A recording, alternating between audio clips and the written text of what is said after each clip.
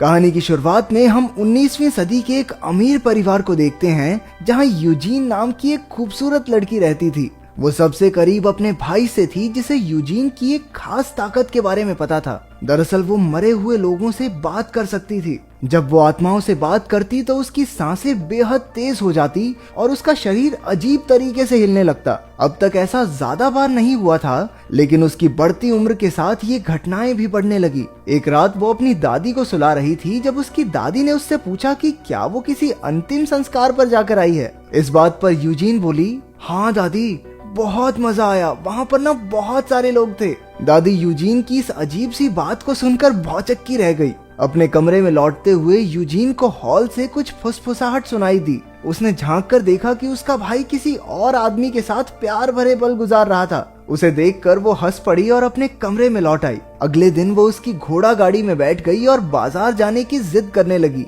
हालांकि यूजीन को बाहर जाने की इजाजत नहीं थी, लेकिन अब वो ये जानती थी कि उसका भाई आदमी होकर आदमियों से प्यार करता है, तो वो उसे ब्लैकमेल करके उसके साथ चली गई। उसने यूजीन को बाजार में छोड़ दिया जहां वो अकेली गलियों में घूमने लगी। इसके बाद वो एक कैफे में जाकर बैठ गई जहां उसका ध्यान एक आदमी पर गया जो आत्माओं से बातें करने के बारे में एक किताब पढ़ रहा था। वो आदमी उसके पास आकर उससे फ्लर्ट करने लगा और यूजीन भी उसकी बातों पर हंसने लगी। उसने आदमी से किताब के बारे में पूछा तो उसने यूजीन को वो किताब पढ़ने के लिए दे दी और कहा कि पढ़ने के बाद लौटा देना। रात को यूजीन ने किताब पढ़ी तो वो उसे बहुत दिलचस्प लगी। उसने आत्माओं की दुनिया और इंसानों के आत्माओं से बात करने के तरीके के बारे में काफी कुछ लिखा हुआ था। इससे उसे काफी समझ आया कि वो कैसे आत्माओं से बात करके उनकी मदद कर सकती है। अगले दिन उनका परिवार किसी और अमीर परिवार के साथ घूमने निकला। असल में वो चाहते थे कि उनकी बेटी और यूजीन के भाई की शादी हो जाए।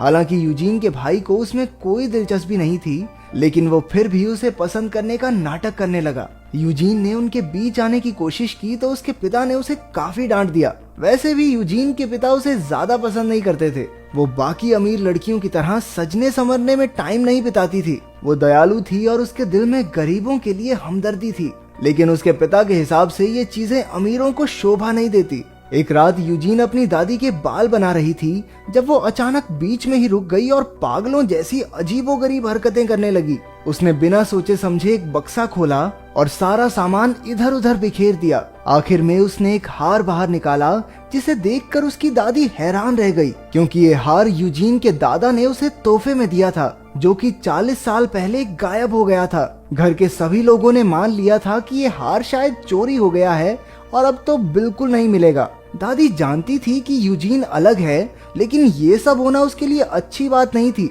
दादी ने पूछा कि उसे हार के बारे में पता कैसे चला, तो यूजीन ने जवाब दिया कि दादाजी ने आकर मुझे इसके बारे में बताया है। अगली सुबह यूजीन को उसकी माँ ने उठकर कहा कि उसके पिता आज उसे बाजार लेकर जाने वाले हैं। यूजीन बेहद खुश हो गई, लेकिन अपनी माँ के दुख को नहीं पहचान पाई। वो तुरंत तैयार होकर अपने भाई और पिता के साथ घोड़ा गाड़ी में बैठ गई। उनके हाव भाव से उसे बिल्कुल पता नहीं चला कि कुछ अजीब बात है। बाद में जब उसकी नजर सीट के नीचे पड़े बैग पर पड़ी तो वो समझ गई कि वो लोग सिर्फ बाजार घूमने तो नहीं जा रहे। उसने खिड़की से देखा कि एक लड़की बेजान सी खड़ी सामने देख रही थी। तभी दो लोग आए और जबरदस्ती उसे खींचकर एक बिल्डिंग में ले गए। उसने चीखते चिल्लाते हुए अपने भाई और पिता से मदद मांगी, लेकिन दोनों में कोई हलचल नहीं हुई। उसके जाने के बाद उसके भाई का दिल पछतावे से भर गया और वो बहुत दुखी हो गया। बिल्डिंग में यूजीन के सारे कपड़े उतार कर उसकी चेकिंग की गई। वो बार बार कहती रही कि वो पागल नहीं है, लेकिन पागल खाने के स्टाफ ने उसकी एक नहीं सुनी। वहाँ उसकी आजादी छीन ली गई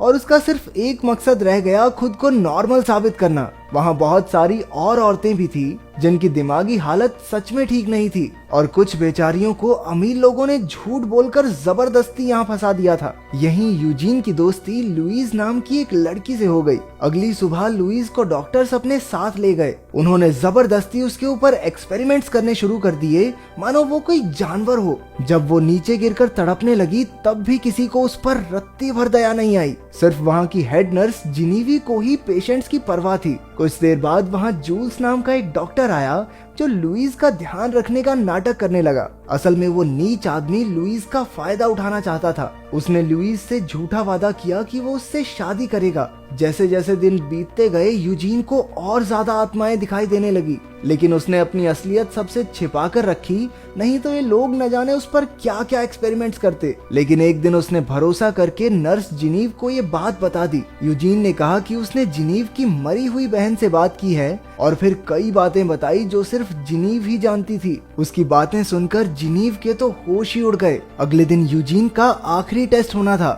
डॉक्टर ने उससे सवाल पर सवाल पूछकर ये उगलवा ही लिया कि उसे आत्माएं दिखाई देती हैं। जब डॉक्टर ने कहा कि उसे यहाँ कुछ और समय रुकना होगा तो यूजीन उस पर चिल्लाने लगी। अब तो डॉक्टर ने लिख के ही दे दिया कि यूजीन सच में पागल है। पागल खाने में ऐसे लोगों को बर्फ में रखा जाता था ताकि उनका शरीर एकदम सुन्न पड़ जाए। इसकी वजह से अब तक काफी औरतें मर चुकी थी। यूजीन ने बचने के लिए बहुत हाथ पैर मारे, लेकिन उसे जबरदस्ती बर्फ के डिब्बे में बंद कर दिया गया। वो कुछ देर तक गिड़गिड़ाती रही कि उसे बाहर निकाल लिया जाए, लेकिन फिर उसे एहसास हो गया कि उसकी कोई नहीं सुनने वाला। उधर शाम को जब जिनीव घर लौट रही थी तो उसे लगा कि कोई उसका पीछा कर रहा है। ये दरअसल यूजीन का भाई था जो उसका हाल जानना चाहता था, लेकिन जिनीव ने उसे कुछ नहीं बताया। जाने से पहले वो उसे आत्माओं वाली किताब दे गया जो यूजीन पढ़ रही थी, लेकिन घर जाकर जिनीव खुद ही वो किताब पढ़ने लगी। वो इन चीजों से ज्यादा साइंस में विश्वास रखती थी, पर उसने एक ही रात में सारी किताब पढ़ डाली। अब उसे लगा कि शायद यूजीन सच बोल रही है। उधर यूजीन को आखिरकार बर्फ से बाहर निकाला गया और वो लुइस को गले लगाकर सोने की कोशिश करने लगी। अगले दिन जिनीव ने उसे बुलाकर कहा कि वो अपनी मरी हुई बहन से बात करना चाहती है। इसके बदले वो यूजीन को अपने भाई से मिलने देगी, लेकिन यूजीन के लिए ये काफी नहीं था और वो इस जगह से आजाद होना चाहती थी। जिनीव ने कहा कि वो इस काम में उसकी पूरी मदद करेगी। इसके बाद यूजीन उसकी बहन से बात करने की कोशिश कर रही थी, लेकिन वो सफल नहीं हुई। अचानक उसका सारा शरीर कांपने लगा और वो बड़ी तेजी से छटपटा रही थी। ऐसा लग रहा था मानो उस पर किसी ने कब्जा कर लिया हो। उसने कहा कि जरूर जिनीव के पिता के साथ कुछ बहुत बुरा हुआ है। ये सुनते ही जिनीव तुरंत भागकर घर गई और उसने देखा कि टेबल पर खून था। वो समय पर पहुंच गई, वरना उसका बाप बेहोश होने ही वाला था। इसके बाद 1 महीना ऐसे ही बीता। यूजीन को हर रोज बर्फ में रखा जाता और वो डॉक्टर्स को लड़कियों का गलत इस्तेमाल करते हुए देखती। एक पेशेंट को तो दवाइयों की वजह से दौरे पड़ने लगे थे। डॉक्टर्स को कोई पछतावा महसूस नहीं हुआ कि उनकी लापरवाही की वजह से उसकी ये हालत हुई है। दया तो दूर की बात है, वो डॉक्टर्स उस पर हंसने लगे। गुस्से में यूजीन ने उन्हें खरी खोटी सुनाई और उनके खिलाफ बोलने लगी। इसलिए उन्होंने उसे जेनी नाम की एक नर्स के पास छोड़ दिया। वो भी उन बेरहम डॉक्टर्स की तरह पेशेंट्स को खिलौना समझती थी। उसे एक छोटे से कमरे में रखा गया जिसमें सिर्फ एक खिड़की थी जो पूरा दिन बंद रहती थी। वहाँ उसे कई आत्माओं की आवाजें सुनाई देती थी जो इसी कमरे में मर गई थी। यूजीन रो रो कर कहती रही कि उसे कहीं और भेज दे, लेकिन जेनी पर इस बात का कोई असर नहीं पड़ा। जेनी सिर्फ 1 मिनट के लिए रोशनी अंदर आने देती और फिर खिड़की बंद कर देती। यूजीन ने खाना और सोना सब छोड़ दिया। धीरे धीरे उसकी हालत बिगड़ने लगी। एक दिन जेनी वहाँ आकर उसका मजाक उड़ाने लगी। अचानक यूजीन को दिखाई दिया कि जेनी की माँ भी इसी कमरे में मर गई थी, क्योंकि उसने झूठ बोलकर अपनी माँ को भी यहीं फंसा दिया था। ये सुनकर भी जेनी पर कोई असर नहीं हुआ। फिर जब यूजीन ने उसे याद दिलाया कि जेनी की माँ ने उसका बच्चा मार दिया था और इसीलिए जेनी ने ये सब किया, ये सुनकर जेनी कुछ पल के लिए रोई और फिर अचानक यूजीन का गला घोटने लगी। अंत में उसने यूजीन से कहा कि उसकी माँ का नाम अपने मुंह से ना निकाले, और ये कहकर वो वहाँ से चली गई। जब जेनी बाहर जा रही थी तो एक लड़की उससे टकरा गई और उसकी चाबियां चुरा ली। फिर उसने वो चाबी जिनीव को दे दी। बाद में वो यूजीन के पास गई और यूजीन ने उसे उसकी मरी हुई बहन से हुई बात के बारे में बताया। वो इतनी शुक्रगुजार थी कि उसने यूजीन की मदद करने का फैसला किया। शाम को उसने हेड डॉक्टर से कहा कि यूजीन की हालत पहले से सुधर गई है। डॉक्टर ने ना चाहते हुए भी उसे वापस जिनीव के यहाँ शिफ्ट कर दिया। यूजीन ने बाहर आकर देखा कि डॉक्टर्स की हरकतों की वजह से लुइस व्हील चेयर पर आ गई थी। इसके बाद डांस पार्टी का दिन आया जो साल में एक बार होती थी। इस एक दिन वहाँ भर्ती सभी औरतों को आम लोगों की तरह तैयार होकर नाचने गाने का मौका मिलता।